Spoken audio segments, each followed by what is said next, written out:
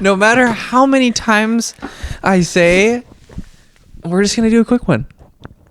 Like, usually it will start off quick and then we'll get into a little bit of a zone and then ends up being 40-50. You know what I mean? But we have to do a quick one this one today. definitely is going to be quick, but this is the fourth time we started recording, you know, because our equipment.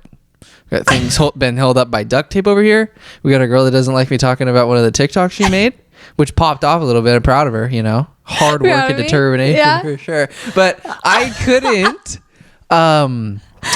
I couldn't watch the fights on Saturday because we went to Hamilton, but we saw that in Portland. We saw a play. It was pretty cool. But,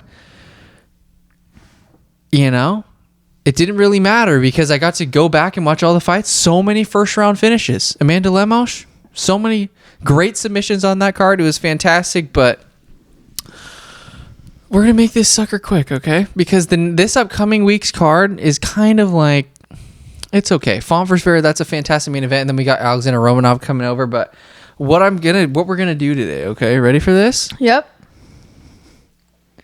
I know the Claudio Puelles, he's been in the UFC for a bit, but he's still like super young, 26. And last year I found a guy, as we have harped on, Melsik Bagdasaryan. So I'm going to rank my top 5 favorite discoveries that I've made of 2020, like my new favorite fighters that have barely fought in the UFC, and I'm going to give 5 of them and then a couple honorable mentions, and then also in honor of last week's fantastic card. I've never seen a standing triangle in my entire life. I've never seen a single arm guillotine happen. We're going to do my top 3 my favorite submissions that have happened this year. Cool. So yeah, but I guess to start the sucker off, though, what did we say? We obviously said Amanda Lemos was going to lose by standing arm triangle. Am I right? We saw that one coming a mile away, right? You did say that. Or saw it coming. Yeah, I saw a standing arm triangle coming in. Well, you saw a big win Definitely for her. Saw a firefight coming between punches. Exactly. Not a girl choking another girl standing up. No, but you saw her winning. I saw Andrade definitely kind of winning. I didn't see Claudio Puelles, though, getting his second knee bar in a row against Clay. 2 tough guys. And also, Claudio Puelles, I'm going to say this right now, he's kind of like the caveman killer. That's what his new nickname should be. That's a Screw sick Prince nickname. of Peru, say Caveman Killer. Because he's beat Chris Gritzmacher and Clay Guida back to back. And both of those guys look like they're from the Geico commercials. They literally look like, what is it called? They're absolute killers. But Clay Guida, he shot for that single, shouldn't have shot for the single. What were you going to say? What were you saying? What's the word? Sorry, Your Highness. What's the word that you TikTok call famous girl? What? What's the word that you call Bianca thinks what's the word that you use for caveman back in the day? It starts with an N. Neanderthal. Yeah. Neanderthal. Thanks. Yeah. For the help. Bianca, she thinks she's so sick because she made a TikTok. I'm gonna keep harping on this, okay? Because why? It just makes her mad. It makes for great content. She did the filter with the 21 Savage song. 21 Savage? I think that's how it was. No. I don't know. But you don't even know rappers. Okay, but what makeup fits you the best, Bianca, you think? It's the one where it transitions from like the 90s down to the 60s, right? Am I right? And yeah, so many awesome Bianca fans. Oh my God. You're so annoying. What's your favorite makeup though? I like the 70s, but a lot of people are saying 90s and 70s. 60s look pretty good too. I was down with the 80s. No, you just a little bit of flare 60s. On top of the eyelids. It's kind of nice. Yeah. Okay. Let's continue. Oh, but check this out. My internship at Oregon State, where I make some graphics, I get hooked up with absolute fire merch. Let's freaking go. Sick coat. Yeah, I went from having almost 0 Oregon State University things to, oh, by the way, that's where I go, you know? If anyone's wondering. Yeah. But went from having 0 things to about 5 or 6 solid items. Solid items. Keith. Shout out Keith. Yeah, Keith Warner. Let's go. Absolute savage. He has Jock Peterson on his fantasy team.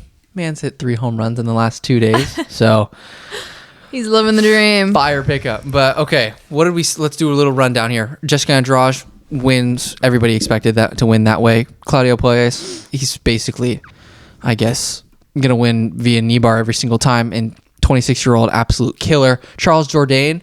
What did we say? This guy is a killer now. What's his face? Keith Peterson's like, "Sir, you ready? Sir, you ready?" Charles Jourdain's like, "Yes, sir." So he's getting more vocal in there, which is fantastic. Fans absolutely love to see guys that are yelling and like talking shit in there. And Lando Venado looks so good. I think he shot a takedown like when Charles Jourdain threw a kick, and then Charles got back up to his feet, and then I think it was another like clinch situation, and then he ends up freaking getting the one arm guillotine. Fantastic. I was looking at the Tapology has the top 50 submissions that have happened. I was just curious to look at all of them, and Charles Jourdain's was on here, and Jessica Andrade. So 2 of the top 50 that have happened all year happened in one night. And then also Marc-Andre Barrios had a fantastic, I think, guillotine choke, and Rafa Garcia had a rear naked choke. So there was just a fire. There's so many awesome fights here, and just short ones that allowed me to catch up really quickly. This is complete opposite of last week. I'm pretty sure last week on the Luque versus Bilal Muhammad card, there was tons of fights that just went the distance, which the 30 minutes of pop, watching all of them, but it's okay. Well, I guess not the prelims. The prelims were only 15 minutes, but yeah, dude, so many good fights. But I guess that kind of wraps up that Font versus Vera, though, dude. Actually, I guess let's transition right in. Let's do my favorite submissions of the year, okay? Yeah. All right. I cannot wait. This end of the year, I'm going to have so many better segments for the end of the year award shows. Yeah. Because I've kind of going to combine the 2 past things that I've thought of from the last 2 years.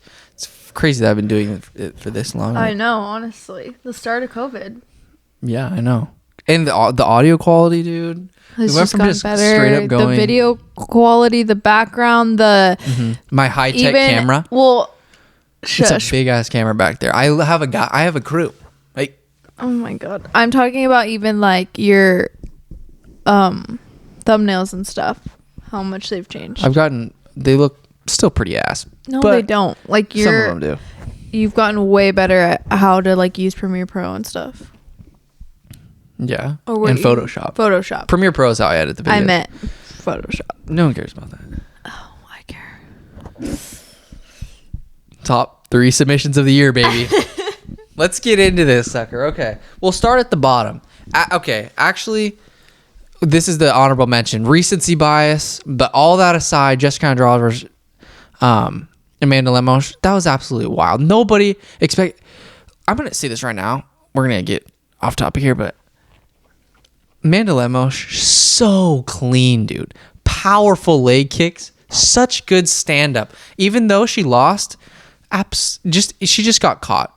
I'm just going to take this as, bro, you just got caught. It's almost like you just got cracked on the chin and you got knocked out, okay? Because this was not a fluke, because Jessica Andrade, if anybody's going to choke you out standing up, it's going to be her build, her frame. So I guess you didn't think she was going to win. Well, I just didn't know, because Amanda Lemos just has that equalizing knockout power, but I'm not even going to be mad. Amanda Lemos looked in shape, ready to go 5 rounds. She was eating up Jessica's leg with heavy leg kicks, heavy shots, and Andrade just managed to close the distance on an exchange, on like a crazy wild exchange, I think. And before the fight's over. Jessica Andrade, she's probably going to have women's submission of the year. But I think there's another one, like the Demopolis girl or something. But in my book, this is one of the most impressive ones I've ever seen. Okay, now let's get into this. Number 3 on the list. I bet you guys are just chomping at the bit to know what I'm going to say here. Okay. Do you guys remember back in the day, earlier in the year? I think, this was the Israel Adesanya versus Robert Whittaker card, I want to say. And it was Blood Diamond, Mike Mathetha. All the hype in the world going into a fight against Jeremiah Wells. What happened in the first minute and a half of the fight? Jeremiah Wells takes him down, mauls him, finds his back, and chokes him out. That one, Blood Diamond. What a scary name. Mike Mathetha. Remember you were saying that guy's name is like perfect for Mike Tyson? Oh. That was hilarious. Yeah, you were literally talking about how Mike Tyson, that's the same name made for him to say over and over again. Yeah, he can pronounce that very well. Okay. But yeah, that's the main one. Just given the fact that like all the hype on Mike with Blood Diamond's side, and then Jeremiah Wells, nobody really expected him to come in there. I mean, I did, because I knew he was a good wrestler. He's absolutely stacked, muscle on top of muscle, and it was going to be interesting because I think Blood Diamond was just like a kickboxer, so it was going to be interesting to see how his takedown defense held up. Jeremiah Wells took him down, choked him out, despite all that pressure. Nice. Jeremiah Wells, dude, my top 3 submission of the year. Number 3. Okay, now number 2. I know this is going to be an obvious one, but it's got to be Paul Craig absolutely grinding versus Nikita Krylov, throwing up that triangle after getting popped in the face. I feel like I saw this one. Yeah, you did. He was losing the entire round, I think, and then Nikita got lazy a bit, and then Paul just threw up his triangle and submitted him last minute like he did against Magomed Ankalaev, and it was It was super sad for Nikita Krylov because he trained so unbelievably hard. I mean, not to say that Paul Craig doesn't, but to be winning a fight and then you don't focus for a split second. Yeah. And then it's over. That's what happens when you fight a guy like Claudio Puelles, dude. Claudio Puelles is the way he transitioned from like an omoplata to like a triangle into a knee bar against Clay Guida happened within seconds. And it was psycho. It was really scary. I don't know why you would want to, go to the ground. I don't know why anybody would attempt to try to go to the ground with that guy. Gertzmacher did a good job, but yeah, Claudio looked so good. He looked strong this fight at 155. Like he looked jacked. I mean, he usually looks jacked, but he looked, I don't know, something about him kind of looked like he put some muscle on his frame. Okay, Number 1 though, gonna be at the end of the day one of my favorite fights of the year. Was Douglas Silva de Andrade versus Sergey Morozov. Sergey Morozov was cracking Douglas Silva de Andrade. Then Sergey Morozov kind of got gassed out, got cracked, and there was just a freaking wild exchanges. And then all of a sudden, before you know it, I think Douglas Silva de Andrade was a bloody mess. I mean, he was cut up pretty bad too. And he ended up getting a freaking, I think it was another rear naked choke victory or a guillotine or something. And I want to watch it. I was watching it literally right there. This is before I transformed this room into what it was today. But yeah, you're watching it on the Bahama chairs. No, yeah, we still had our TV like over there. Oh, you mean like before the whole room transferred? Yeah, and it was psycho. I'm so happy I caught it too because it was like one of the first fights on the day, and I was debating on whether or not I should watch the early prelims, and I'm happy I did because I knew both of these guys were killers. Because Sergey Morozov is a freaking manimal, baby. But yeah, that's my top 3 of the year. I'm sure there's gonna be some more crazy ones. There obviously, as I was looking through the list of the top 50, I was like, oh yeah, these are savage. But I thought the Silva de Andrade and the Paul Craig one were definitely fantastic. And then, but obviously the ones that happened most recently were crazy. But I can't mention those because it'd be kind of stupid. Because you just watched them. Yeah. One thing that's sick though. Before we get into the Cheeto Vera versus Font card, I want to talk about Claudio Puelles because this man, I know he's kind of become the feature figure of our show, but he's been in the UFC. He's been fighting for a long time and he hasn't lost in a while. And his wins have been pretty definitive, especially in his last two knee bars, which I don't even know if that's ever happened in the history of time. But wait, what's exactly a knee bar? Is that when they like literally an arm bar, but you do it with your knee and you hyperextend your knee?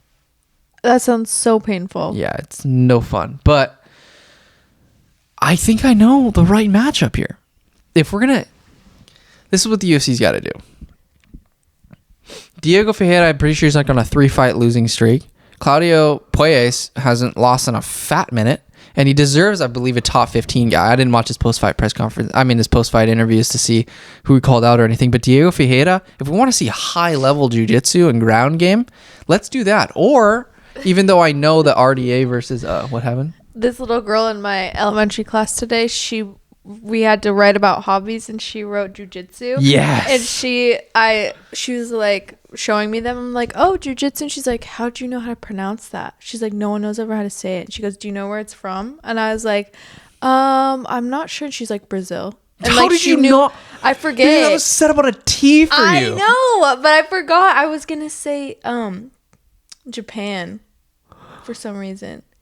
But she said Brazil, and I was like, my boyfriend would be very impressed by you. This is how he would want his kid to be. This little girl's doing jiu-jitsu and knows about the where it originated. How did you not know? I was BJJ, like, I dude. wanted to let her like tell me. You know how they get excited to like give you facts. Yes. So I was not really trying to like come up with it. Well, you didn't know. I didn't want to outshow her. I'm like, Brazil. You want to know another fact? But she asked little you. Girl.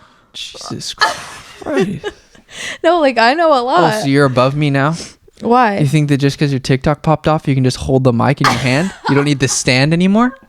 No, but you don't need a stand. Holding it makes me more engaged. If it's just sitting there and I'm just sitting there like this, it's like no fun. So I kind of like holding it. Oh, you'll go on TikTok? You want the phone stand? Just kidding. I'm not going to give that shit to you because I know what you'll do. But I'm with sorry it. I interrupted you. But you said jujitsu and it made me think of that just happened. And I was going to tell you about that. That's awesome. Good for her. She's going to be a black belt. What is she? Second grade. 8? 8 grade. 8 or 7. 7, 8. The second? Yeah. 7, 8 would be second because in 2007 I was in first grade and I was 6. I'm not asking about you, but go ahead. Yeah. So Diego Ferreira, or we got Hanano Moicano if he is gonna be recovered from the RDA fight, because that fight probably took a few years off Hanano's life there. But props to him for taking that. Those would be fantastic fights for him. It's gonna be tougher, I think, when you move up, just because some of these guys, they're big and strong. Not to say Claudio's not, but the wrestling, when you get a younger guy that is kind of a fantastic psycho wrestler, that might end up being a problem. But Claudio is so slick in the way he gets to your limbs and how fast he does it. It could present problems, but it's going to be tough submitting some of those guys that just have a lot of protection around those joints. They're absolute jacked. Like me. I've got a lot of cushion Claudio is hella strong joints too. So, but yeah, Diego Ferreira or a Hanano Moicano fight would be great. Hanato's not ranked, but that would set him up for a ranked fight, or a ranked opponent next time. But Diego Ferreira, he is at 15. So if you want to crack the top 15, that is a fight to look at. Even a Dan Hooker, I don't know. But yeah, go Claudio. Claudio is the freaking man, and he actually kind of set up one of the segments that I want to do today. But okay, so Font versus Vera. Let's get into this. Rob Font. I guess we're just going to talk about the main event and maybe like one other fight. But yeah, we only got 15 minutes. Lost to Jose. He's going to be fighting Marlon. Marlon's coming off that big dub over, what is it, Frankie? This is going to be... I don't think this is going to go to the ground at all, obviously. It's probably a Captain Obvious thing for me to say, but it's going to be... This is... I don't know what's going to... Because like I feel like Cheeto, he's really good on the feet, really clean, but he can be a bit hesitant at times. But Rob Font, he's going to push the pace like with his... he's going to pump the jab. And I don't know what's going to happen. You just got to watch. The big X factor in this... It's just going to be Marlon's kicking. Like Marlon, he's just so clean and he can throw that sucker right up the middle, his front leg, or his like a front kick to the face. It just pops you like it did to Frankie Edgar, dude. But you know what also is his Marlon Vera, his striking, it's kind of similar to that front head kick to the face is similar to Amanda Lemos. They've got that in common for sure. But Rob Font, I don't know who's going to get this dub here, because it's like Rob Font, such a good boxer. It's not going to go to the ground. It's just going to... I think at the end of the day, I don't know if there's going to be a finish here, because Rob Font's too tough. Yeah. Marlon Vera is way too tough. I just don't know. Wait, if we're throwing... This could be one of the most even matchups of the entire year. I think Vera's going to win, though, by decision. I don't see it. You don't see Vera winning? I think Rob Font's got too much in the tank. He's one of the best boxers, dude. Yeah, he is good, but I like... New England Cartel, baby. It's so tough. They've got common opponents as well. Like, this is an even-ass matchup, but Marlon Vera... Yeah, that's sick. I'm just trying to think of what's going to happen, bro. Maybe Cheeto tries to eat him up early with leg kicks, and then... But Rob Font... He pushed the pace. He doesn't really get tired. It's going to be tough. As of late, though, Rob Font's got more... I think he's had more tough opponents. I don't know. Cody Garbrandt, Marlon Moraes. Lost to Jose. That was a good fight, but Jose just kind of took it to him. Dude, official pick. I'm going to have to go Rob Font, but I'm not going to be surprised at all if Marlon Vera can pull off this dub, because this is just... It's going to be an absolute scrap banger. It's going to go 5 rounds. There's going to be 200 plus significant strikes on each side, I think. I'm going Vera. It's going to be a firefight. I'm going to go with Vera, which I feel like either one isn't a bad pick. Rob Font could attempt to change levels and stuff and try to take it to the ground, but I just have a lot of faith in Marlon's ground game where he's going to scramble and he's going to work. He doesn't just lay there and I thought you said Font's going to win. I thought you said you have Font winning. Yeah, I have Font winning, but I just think that if the fight does go to the ground, I definitely see Font maybe trying to grind him up against the cage and change levels. But Marlon Vera, he's too slippery on the ground, and he's going to get back. He does a really good job of scrambling up to his feet after he gets taken down. It's just a matter of it's just going to be a great fight because I know both guys, they want to throw a bomb. Neither are just going to try to lay on you because both of their skill sets are such that makes striking base. Way better fight. Yeah, for sure. Okay. Yeah, I'm going to have to go Rob Font, but I love Marlon Vera. He's an absolute dog. He can hang with literally anybody in the bantamweight division. Okay. One dude, though, that I was watching, and it's the first fight. It's Carlos Candelario versus Tatsuro Taira.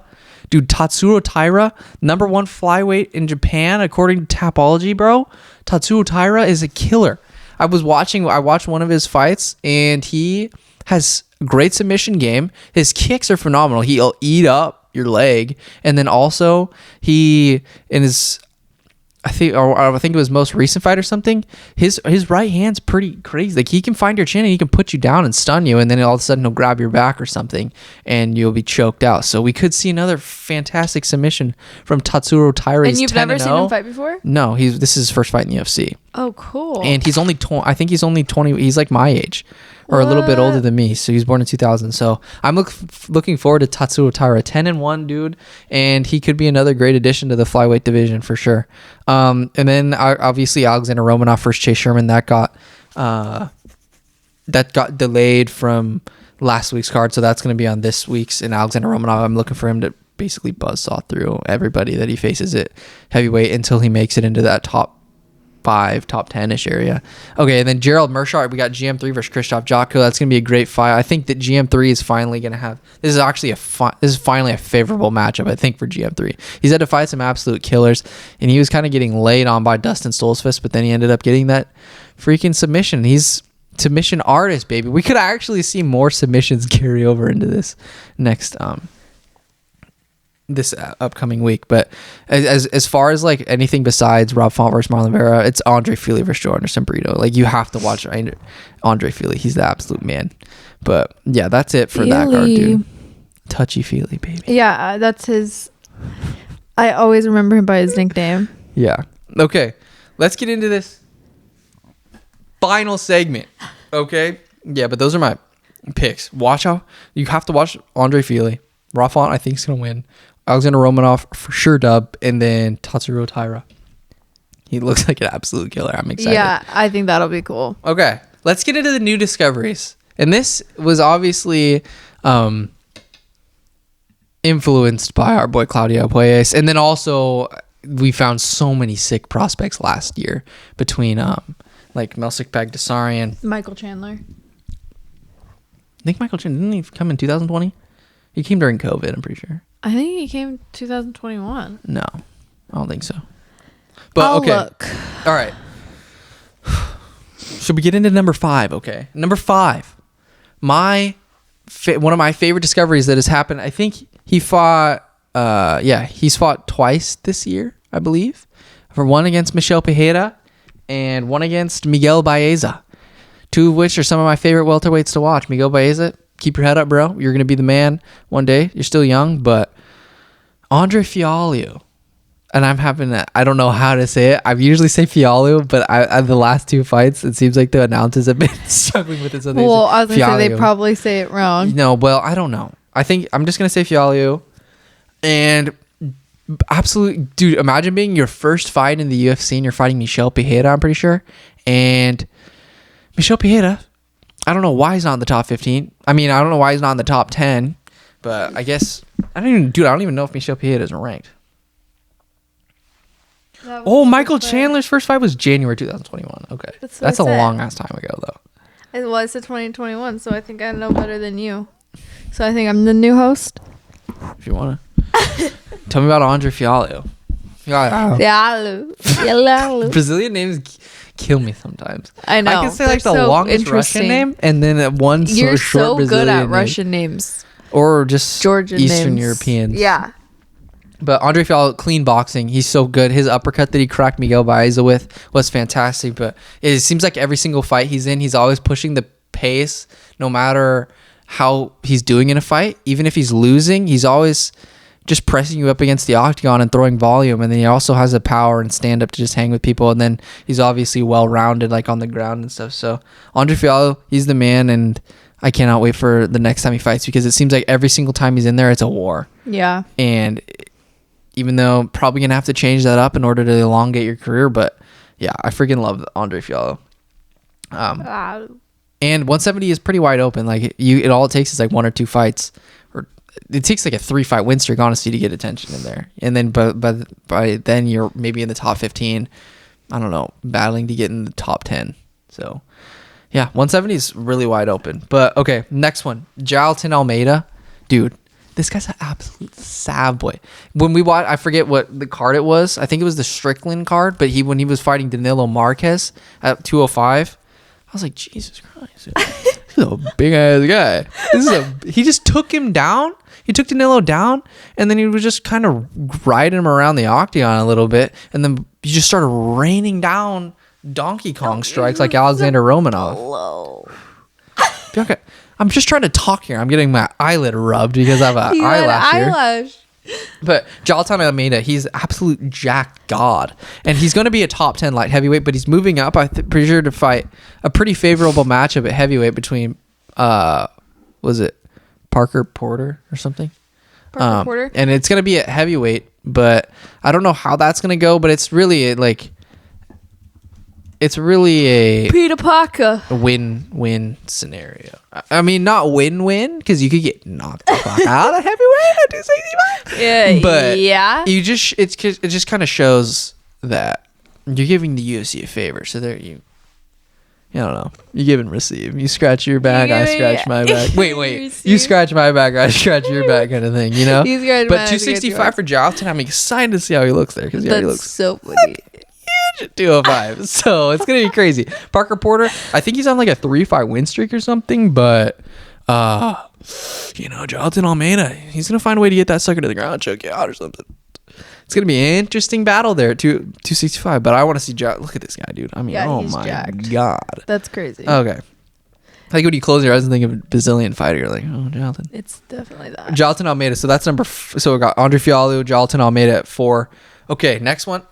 We got to go Muhammad Mokaev, okay? Because this guy, he pretty much set the tone for that Paddy Pimblett card and Tom Aspinall card because even though he's from, I forget where he exactly from, but I'm pretty sure he's based out of England or whatever. But the way he pulled that flying knee to guillotine on Cody Durden was fantastic. He's only like 21 years old, and then just to add another absolute fantastic prospect to the flyweight division. But Muhammad Mokaev is a killer, and I think he just got a new fight announced. I forget against who, but he is gonna be something else. And I don't think the guy that he's fighting has ever fought in the UFC before. But you know what? Screw that, dude. We got to take time to develop this man's, because like I don't even take offense to it. Like even though. Because you know how there's some guys that, they're kind of older and they're good, but they kind of want to keep building their brand. Yeah. But when you're freaking 21 years old, bro, you can fight whoever the hell you want right now. So I'm pumped to see Muhammad Mokaev. And especially he's like a guy that's super exciting. Like as soon as the bell rang in the first round, he was ready to go. Like seemed like he was just ready to spaz out in the first 5 seconds against Cody Durden. But Durden's a killer too. And so it was a really impressive dub for Muhammad Mokaev. But yeah, Muhammad Mokaev, number 3 of my favorite discoveries. Number 2, Victor Henry. He fought one of my favorite guys ever, Raoni Barcelos, who I believe is a perennial top 10, dude, on any given day, top 5 contender in bantamweight. And Victor Henry took massive shots, uppercuts, everything. And then what does he do? He absolutely fights like Joe Rogan said it best. He's a coach's dream, because he literally is a coach himself. But Victor Henry, he's got such good stand-up, such good everything, and he impressed me so much against the guy that I believed won his fight against Timur Valiev. And then I don't know, just Raoni Barcelos is a killer, dude. And the way that Victor Henry never fought in the UFC before prior to that moment, and he showed up and showed out. And so Yeah, Victor Henry, and he just seems he's another guy that just gets into wars, I feel like, even though that's probably not ideal. But bantamweight is just obviously so stacked head to toe. There's so many guys. Like, you could seriously do a serious influx of like the top 30 and like mix in guys that are in the 16 through 30 and put them in the top 15, and, you know, like, wouldn't even tell a difference. Like, I feel like there's guys in the top 30 that can easily beat anybody in the top 10 or top 15. But can I add a name? Yeah, let's go.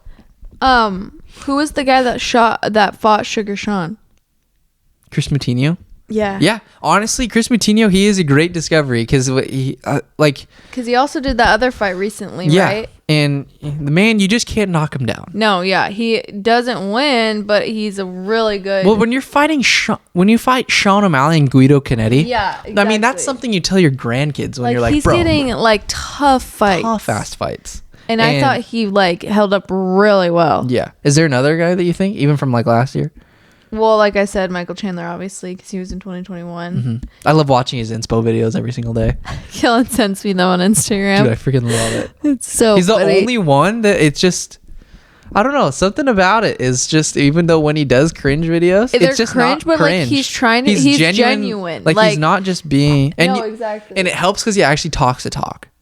Like, he's not just like telling people what to do. And he's then actually like, straight he up does it. Yeah. Yeah. And it just fits him. I know. He just is a motivational kind of speaker guy. Like, he just gives me that military vibe. Yeah. Like, it's so funny. But I like him, and Kellan, I love at him. First used to not. Dude, the man shows up and absolutely bangs every single fight. Yeah. 0 boring fights ever. And it wouldn't matter what style. Because even if he does take people down, he slams you on your noggin. So it's still exciting at the end of the day.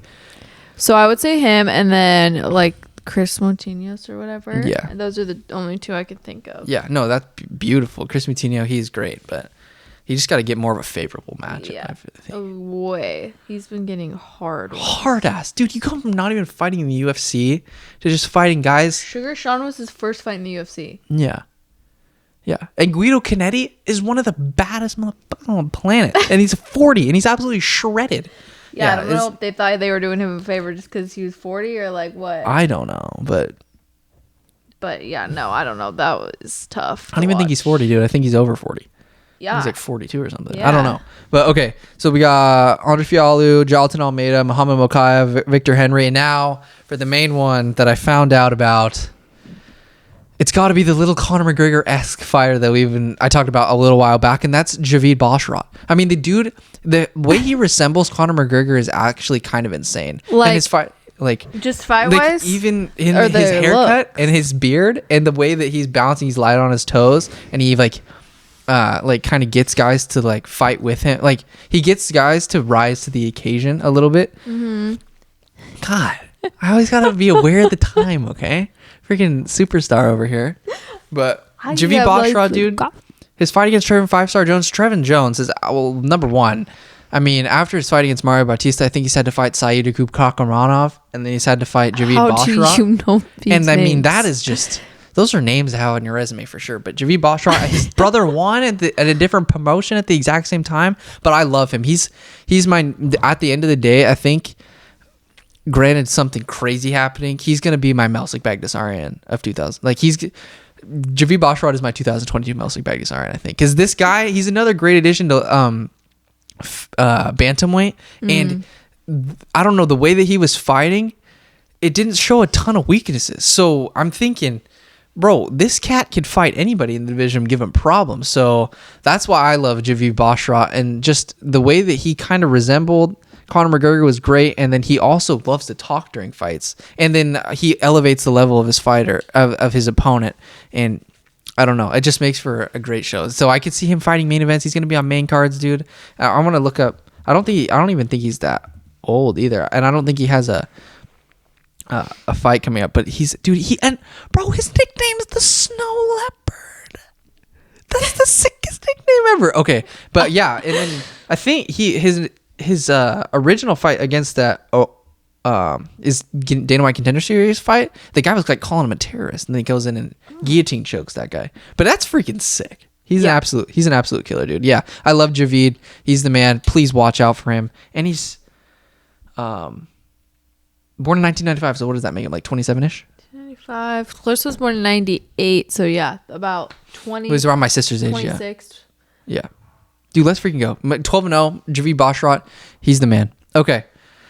Yeah, boys. I mean, that's kind of the show. 35 little minute episode. Yeah. I'm kind of cutting them off early because I got a dog sit. But yeah, fantastic. Is there anything else you're thinking of? Look up for what's his face? Look out for the man from Okinawa. Tatsuro Taira. Oh, I really believe we're going to excited. discover something special with this guy. I'm excited for that. Yeah. But okay, guys, thank you so much. And yeah, Peace. we shall be back. Yeah. Soon. Next week. Yeah.